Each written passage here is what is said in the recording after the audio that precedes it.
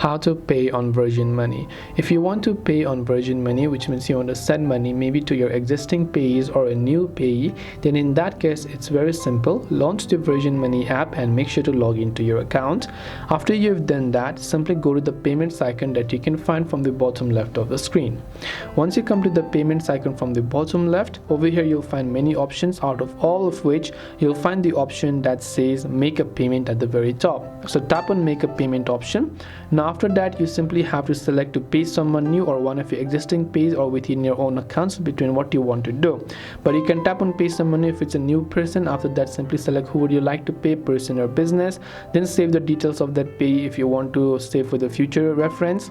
Then after that, you can choose the amount, then select payment reason. You can also repeat the payment. Once you select the payment reason, it will ask you for the final confirmation, and when you finally tap the next option, your payment will be successfully sent. This way you can pay on Virgin Money mobile banking app. I hope this video helped you out.